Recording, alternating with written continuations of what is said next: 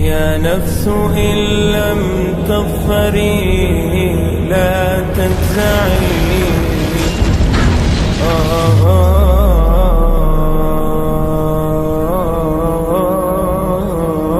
10ویں صدی عیسوی کے بعد سے وہ نفرت کا دھارا صلیبی جنگوں کی شکل میں عالم اسلام پر ٹوٹ پڑا، اور اس کے بعد حال ہی میں جو فتح انہوں نے حاصل کی، نوٹ کر لیجئے کہ جہاں تک پروٹیسٹنٹ مذہب کا تعلق ہے وہ تو پہلے سے ان کی جیب میں تھا. یہ ویسٹ کا لفظ آپ نے پڑھا ہوگا اور اخبارات میں آتا رہا. خلیج کی جنگ کے دوران ویسٹ ایک تو کہتے ہیں یہ بھیڑ جو کاٹ جاتی ہے منہ سوج جاتا ہے، ایک یہ ویسٹ مخفف ہے. وائٹ اینگلو سیکسن پروٹیسٹنٹس، سب سے پہلے یہود نے انہیں شکار کیا، اپنا اعلی کار بنایا.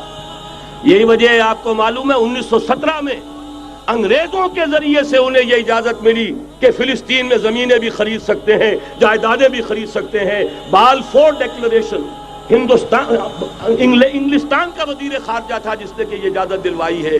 ورنہ یہ کہ خلافت عثمانیہ جب تک قائم رہی ہے، خلیفہ عثمانی ترک خلیفہ نے اجازت نہیں دی.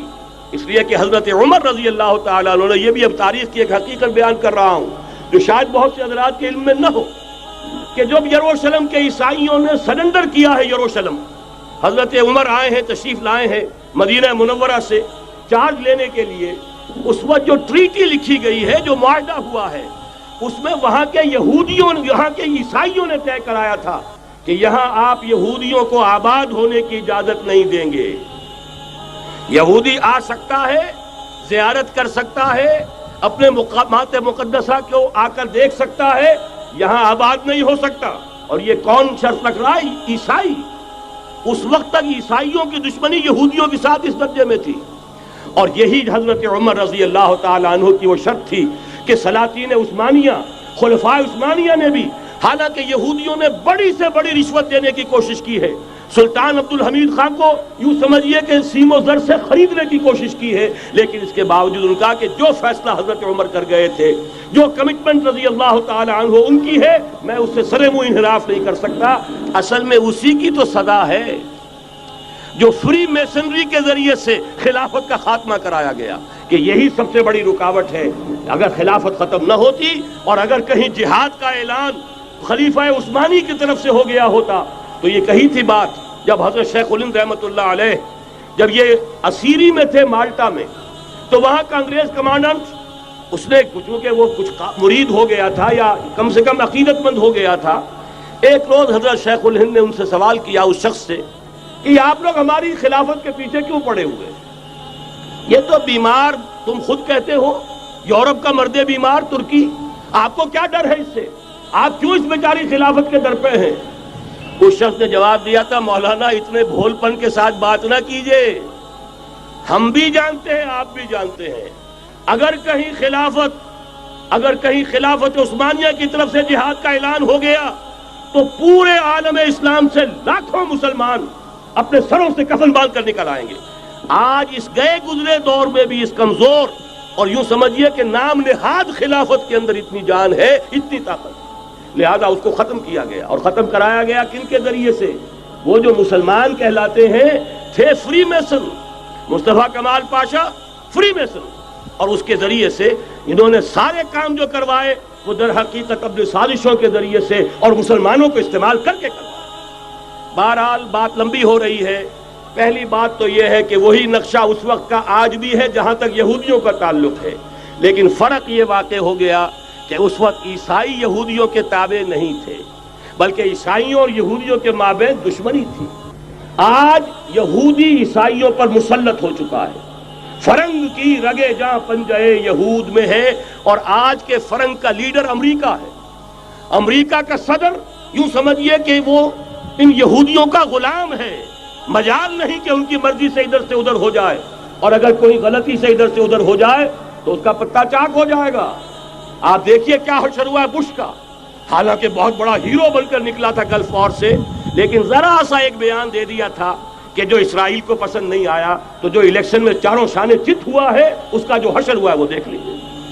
تو پہلی بات تو یہ سمجھ لیجئے کہ آج بھی یہودی، یہ نیو ورلڈ آرڈر ہے، نیو ورلڈ آرڈر، اور اس میں عیسائی دنیا اس کی اعلی کار ہے۔ اب صورتحال کیا ہے؟ عیسائی دنیا، میں ایک بات بتا رہا تھا بیچ میں رہ گئی، کہ جہاں تک پروٹیسٹنٹ عیسائی تھے وہ تو پہلے ان کے ہاتھ میں تھے۔ حال ہی میں انہوں نے جو فتح حاصل کی ہے وہ کیتھولک عیسائیت کو بھی اپنے ہاتھ میں لے لیا ہے۔ چنانچہ پوپ صاحب نے فرمان جاری کر دیا ہے کہ ہمارے خداوند یسوع مسیح کے قتل کی ذمہ داری ان یہودیوں پر نہیں ہے، بری کر دیے گئے۔ 1900 برس کے بعد، بلکہ 2000 برس کے قریب ہو گئے، انہیں ایگزونریٹ کر دیا گیا، ایبسالو کر دیا گیا، ان پر ذمہ داری نہیں۔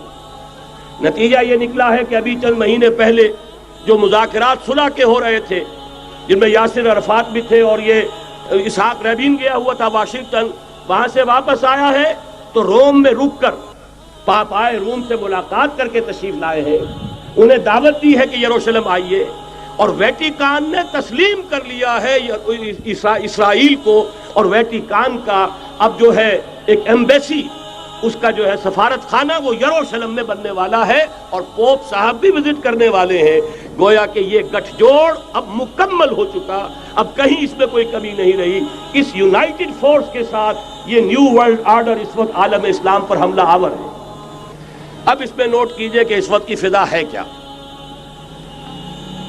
عالم اسلام میں سے عالم عرب ان کے شکنجے میں جا چکا،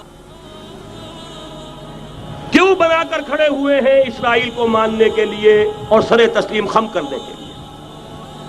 انہیں بلا کر میڈرڈ میں پیش کیا گیا یہودیوں کے سامنے کہ تم جن کے ساتھ ایک ٹیبل پر بیٹھنے کو تیار نہیں تھے، میڈرڈ میں آؤ، آؤ اپنا قبرستان دیکھو، یہ اسپین کی سرزمین جہاں تم نے 800 برس حکومت کی تھی، یہ تمہارا قبرستان، یہاں آؤ اور بیٹھو اور ان کے ساتھ بات کرو۔ گئے تھے کہ نہیں تمام فرنٹ لائن سٹیٹس میڈرڈ میں؟ حالانکہ کوئی بین الاقوامی کانفرنس کبھی میڈرڈ میں نہیں ہوئی، یا تو یہ واشنگٹن میں، بعد میں وہ سارے معاملات واشنگٹن میں چلے، شروع وہاں سے کیا۔ اس لیے کہ نیوز ویک کا کچھ عرصے پہلے کور سٹوری جو تھی 1992 is the year of Spain. Why? 1592 was the year of the fall of Granada. 1492 میں 1492 میں غرناطہ کا سقوط ہوا، اور پورے آئیبیرین پیننسولا سے ایک ایک مسلمان بچہ بچہ نکال کر ختم کر دیا گیا، یا زندہ جلا دیے گئے، یا تہہ تیغ کر دیے گئے، یا جہازوں میں بھر بھر کر۔ اور آپ کو معلوم ہے میڈیٹرینین کی حیثیت کیا ہے، خلیج ہے، ایک معمولی سی خلیج، ادھر سے اسپین کا ساحل قریب آ جاتا ہے، اسپین کے ساحل سے جہازوں میں بھرا اور نارتھ افریقہ کے ساحل کے اوپر پھینک کر آ گئے۔ پورے ہسپانیہ میں جہاں 800 برس مسلمان کی حکومت رہی، ایک بچہ بھی مسلمان نام کا موجود رہا۔ یہ تھا 1492، اور اب آیا تھا 1992۔ 1992 is the year of Spain۔ اسی لیے ورلڈ اولمپکس رکھے گئے، وہاں دلہن کی طرح سجایا گیا ہسپانیہ کو، اور بلایا گیا، طلب کیا گیا، سمن کیا گیا تمام دول عرب کو، آؤ یہاں بیٹھو، اور یہاں بیٹھ کر اپنے ان یہودی دشمنوں کے ساتھ مصالحت کی بات شروع کرو۔ بہرحال نوٹ کر لیجئے، عالم عرب جا چکا ہے۔ کوئی دن کی بات ہے، میں سنسنی پیدا نہیں کرنا چاہتا، لیکن حالات اور واقعات سے نگاہیں بند کرنا بھی کوئی دانش مندی کی بات نہیں ہے۔ یہ ایودھیا کی مسجد شہید کی گئی، ابھی یہ ایک بہت بڑا مزار جو ہے شہید کیا گیا، اور اس کے ساتھ کئی مسجدیں شہید کی گئی۔ یہ سب کیا ہے؟ یہ مسلمانوں کی نفس دیکھی جا رہی ہے کہ کوئی غیرت اور حمیت نام کی کوئی شے باقی ہے؟ جیسے علامہ اقبال نے وہ نظم لکھی تھی، عبد القادر روہیلا بڑا ظالم جفاجو کینہ پرور تھا، لیکن یہ کہ اس نے جو ایک ٹیسٹ لیا تھا کہ وہ جو عورتیں ہیں تیموری خاندان کی، ان میں کوئی رمق رہ گئی ہے؟ معلوم ہوا کہ نہیں، کہ غیرت نام تھا جس کا گئی تیمور کے گھر سے، ختم، غیرت نکل گئی۔ اسی طرح ایودھیا کی مسجد، اب چرار شریف، اور یہ کوئی دن کی بات ہے کہ اب مسجد اقصیٰ کا نمبر آیا کہ آیا، اس کے لیے پوری تیاریاں ہو چکی ہیں۔ یروشلم کا مشرقی حصہ خالی کرایا جا چکا ہے، اس کے اندر اب پورا تسلط یہودی کر رہے ہیں، یہاں تک کہ اب کہ یاسر عرفات صاحب نے بھی کچھ نہ کچھ جو ہے احتجاج کی بات کی ہے۔ حالانکہ اب تک ہر بات مان کر منقار زیر پر تھا، لیکن یہ کہ ایک وقت آتا ہے آخر کار اسے بھی کچھ بولنا پڑ گیا ہے. لیکن یہودی اب پیچھے قدم ہٹانے والا نہیں ہے. ان کا تھرڈ ٹیمپل، تیسری مرتبہ ہیکل سلیمانی تعمیر ہونا ہے. نوٹ کر لیجئے، ان کے لیے وہ وہی کچھ ہے جو ہمارے لیے کعبہ ہے. ان کے لیے ہیکل سلیمانی بالکل وہی حیثیت رکھتا ہے جو ہمارے لیے کعبہ. وہ ہیکل سلیمانی ایک مرتبہ پہلے نبوکدنضر کے ہاتھوں مسمار ہوا، پھر سن 70 عیسوی میں ٹائٹس کے ہاتھوں مسمار ہوا. سن 70 کے بعد آج 1995 میں کتنے برس ہو گئے؟ پورے 1925 برس ہو گئے کہ ان کا کعبہ زمین بوس پڑا ہوا ہے. اب تک تو ان کا بس نہیں تھا، اب تو بس ہے کہ نہیں؟ اب ان کی حکومت ہے کہ نہیں؟ اب شاہ حسن ہو چاہے شاہ حسین، ان کے نوکر اور چاکر ہیں یا نہیں؟ اب انہیں ڈر کس کا ہے؟ لہذا کوئی دن کی بات ہے مسجد اقصی شہید ہوگی اور ٹیمپل کی تعمیر شروع ہوگی. یہ تو بہرحال ایک نقشہ ہے. اگلا نقشہ آپ کو بتانا چاہتا ہوں، ایک دوسری تصویر ہے. یہ تصویر ہے زمینی، ایک تصویر ہے آسمانی. وَمَكَرُوا وَمَكَرَ اللَّهُ وَاللَّهُ خَيْرُ الْمَاكِرِينَ. انہوں نے اپنی سی تدبیریں کی، اللہ نے اپنی تدبیر کی، اور ظاہر بات ہے اللہ کی تدبیر سے بہتر تدبیر کس کی ہوگی؟ چنانچہ یہودیوں کی سازشیں اس وقت بھی ناکام ہوئی تھی یا نہیں؟ ظاہر بات ہے جاء الحق وزهق الباطل ان الباطل کان زهوقا. لہذا یہ آیتیں دونوں اعلان کر رہی ہیں کہ یہودیوں کی سازشیں بالآخر ناکام ہوں گی اور دین حق کا بول بالا ہو کر رہے گا. یہ تو ان آیتوں سے ظاہر ہے. یریدون لیطفئوا نور اللہ بافواہہم واللہ متم نورہ ولو کرہ الکافرون. یریدون ان یطفئوا نور اللہ بافواہہم ویابى اللہ الا یتم نورہ ولو کرہ الکافرون. هو الذی ارسل رسولہ بالہدى ودین الحق لیظہرہ علی الدین کلہ ولو کرہ المشرکون. اللہ نے تو بھیجا ہی ہے اپنے رسول کو اس فیصلے کے ساتھ اور یہ ذمہ داری اور مشن دے کر کہ جو دین حق آپ کو دے کر بھیجا جا رہا ہے اسے غالب کیجئے، نافذ کیجئے، قائم کیجئے. اس مشن کے ساتھ بھیجا جا رہا ہے. اور وہ بہرحال آیا جاء الحق وزهق الباطل ان الباطل کان زهوقا. لیکن نوٹ کرنے کی بات یہ ہے، ذرا یہاں تھوڑا سا تحمل کے ساتھ غور کیجئے گا، کہیں میرے خلاف کوئی فتویٰ دینا شروع کر دیں. کیا حضور کا مقصد بعثت اس وقت مکمل ہو گیا تھا؟ ایک درجے میں ہو گیا کہ جزیرہ نما عرب پر اللہ کے نور کا بھی اتمام ہو گیا، اللہ کا دین بھی غالب ہو گیا. ہو گیا کہ نہیں ہو گیا؟ لیکن کیا محمد الرسول اللہ صرف عرب کے لیے بھیجے گئے تھے؟ قرآن کہتا ہے ببانگ دہل وما ارسلناک الا کافۃ للناس بشیرا ونذیرا. اے محمد صلی اللہ علیہ وسلم، ہم نے نہیں بھیجا ہے آپ کو مگر پوری نوع انسانی کے لیے بشیر اور نذیر بنا کر. تو جان لیجئے کہ یہ مقصد بعثت محمدی صلی اللہ علیہ وسلم بتمام و کمال اس وقت پورا ہوگا جب کل عالم انسانیت پر، کل روئے ارضی پر اللہ کا دین اسی طرح غالب ہو جائے گا جس طرح کہ محمد رسول اللہ والذین معہ صلی اللہ علیہ وسلم ورضی اللہ تعالی عنہم اجمعین، ان کے ہاتھوں سے، ان کے ایثار سے، ان کی قربانیوں سے، جن کا نقشہ آپ کے سامنے مولانا کھینچ چکے ہیں، ان کے اثار، ان کی قربانیاں، ان کی محنت، ان کی جفاکشی، ان کی سرفروشی، ان کے جان تن من دھن لگا دینے کے نتیجے میں جیسے اس وقت غالب ہوا تھا کل روئے ارضی پر غالب ہوگا، تب کہیں جا کر مقصد بعثت محمدی مکمل ہوگا.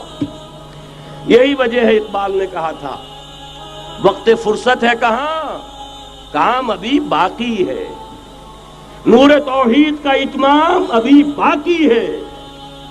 لیکن ساتھ ہی خوشخبری بھی دی تھی، یہ چمن معمور ہوگا نغمہ توحید سے. آئے گا وہ دور، یہ چمن معمور ہوگا نغمہ توحید سے، لازماً آ کر رہے گا.